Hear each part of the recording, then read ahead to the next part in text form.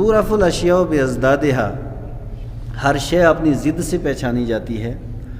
اگر ساری دنیا میں اجالا ہوتا اور اندھیرا بالکل نہ ہوتا تو شاید اجالے کی بھی اتنی زیادہ اہمیت نہ ہوتی۔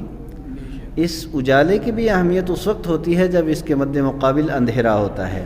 عفو در گزر کا جو مقابل ہے وہ ہے غصہ اور غضب۔ جب انسان کو غصہ آتا ہے تو شیخ سعدی رحمۃ اللہ تعالی علیہ فرماتے ہیں کہ غصہ عقل کو ایسے کھا جاتا ہے جیسے آگ لکڑی کو کھا جاتی ہے، کتنی قیمتی لکڑی کیوں نہ ہو، لیکن جب وہ آگ کے حوالے کر دیا جائے تو تھوڑی دیر کے بعد وہ راکھ کے اندر تبدیل ہو جاتی ہے۔ اسی طریقے سے کتنا بڑا انسان کیوں نہ ہو، وہ عالم ہو، فاضل ہو، محقق ہو، مدقق ہو، سیاسی ہو، سماجی ہو، زندگی کے کسی شعبے کے ساتھ اس کا تعلق ہو، جب غصہ اس کی عقل کے اوپر غالب آ جاتا ہے پھر عقل اس کی کام نہیں کرتی، تو عقل جب کام نہیں کرتے تو غصہ ایک طرح کی آگ ہوتی ہے۔ اب یہ آگ یا تو سامنے والے کو جلا کر کے خاکستر کر دے گی یا پھر جو آدمی خود غصہ کرتا ہے اس کو جلا کر کے راکھ کر دے گی۔ اسی وجہ سے مصطفیٰ کریم صلی اللہ تعالی علیہ وآلہ وسلم نے اپنے ماننے اور اپنے چاہنے والوں کو یہ حکم دیا، لوگوں جب تمہیں غصہ آ جائے تو اگر تم چلتے ہو تو رک جایا کرو، اور اگر کھڑے ہو تو بیٹھ جایا کرو، اور اگر بیٹھے ہو تو لیٹ جایا کرو، یعنی غصے کو درگزر کرنا ہے اور غصے کو اپنی صفوں سے باہر نکالنا ہے۔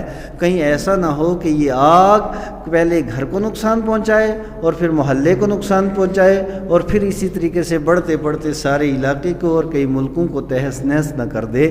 اس وجہ سے غصے سے بچنے کے لیے آقا کریم علیہ الصلوۃ والسلام نے اپنی امت کو یہ اسپیشل اور یہ خصوصیت کے ساتھ آقا کریم علیہ الصلوۃ والسلام نے تلقین فرمائی ہے۔ غصہ جب مکان کے سربراہ کو آتا ہے، گھر کے سربراہ کو جب غصہ آتا ہے، سمجھ لیجئے کہ اس گھر کے اندر آگ لگ گئی ہے۔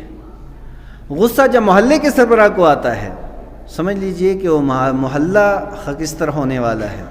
اسی طریقے سے آپ اوپر تک چلے جائیے، جب ملک کے سربراہ کو غصہ آ جائے، غیظ و غضب کا وہ شکار ہو جائے، تباہی و بربادی کے علاوہ کچھ نہیں ہوتا۔ آقا کریم علیہ الصلوۃ والسلام نے اعلان نبوت سے پہلے شہر مکہ کے اندر ایک شخص تھا، اس کے ساتھ کوئی لین دین ہوا اور اس نے کہا کہ میں اپنے گھر جاتا ہوں اور گھر جا کر کے میں کچھ رقم لاتا ہوں، آ کر کے آپ کے حوالے کر دوں گا۔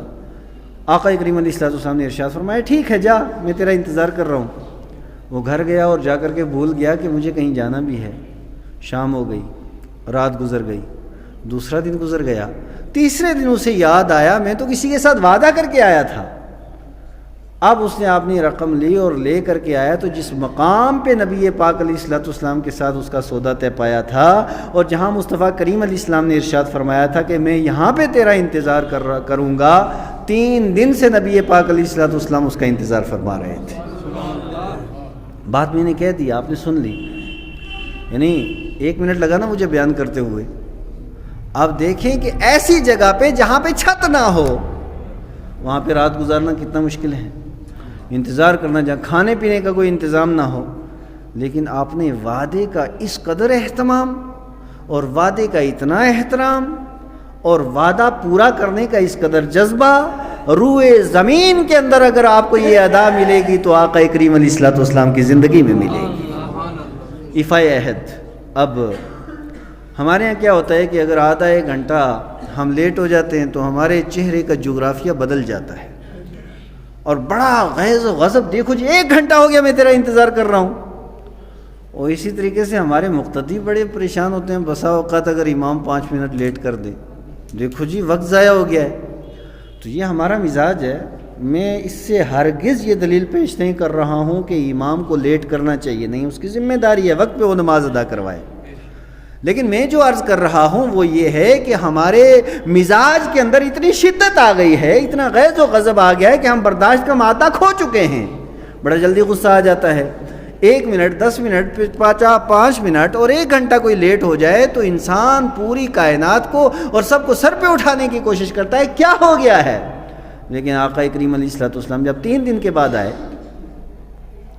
اور غصہ آنا یہ فطرتی تقاضا ہے، اس کے باوجود نبی پاک علیہ الصلوۃ والسلام نے اسے دیکھا اور حضور مسکرانے لگے اور آقا کریم علیہ الصلوۃ والسلام نے بس اتنا ارشاد فرمایا کہ تو نے مجھے اتنی شدت کے اندر، سختی کے اندر مبتلا کر دیا، چلا گیا لوٹ کر کے آیا نہیں، بس ایک جملہ ارشاد فرمایا، اسی طرح کے سے ہنستے ہوئے جو معاملات تھے وہ طے ہوئے۔ پھر مصطفیٰ کریم علیہ الصلوۃ والسلام اپنے گھر کے اندر تشریف لاتے ہیں۔ مجھے بتائیے، برداشت کا اتنا مادہ اور اتنی بڑی حماقت کو برداشت کرنا! حضور علیہ الصلوۃ والسلام کی حیات مبارکہ، آپ کی حیات مبارکہ ہمارے لیے جامع نمونہ ہے کہ ہر چیز آپ کو حضور کے طریقے میں ملے گی۔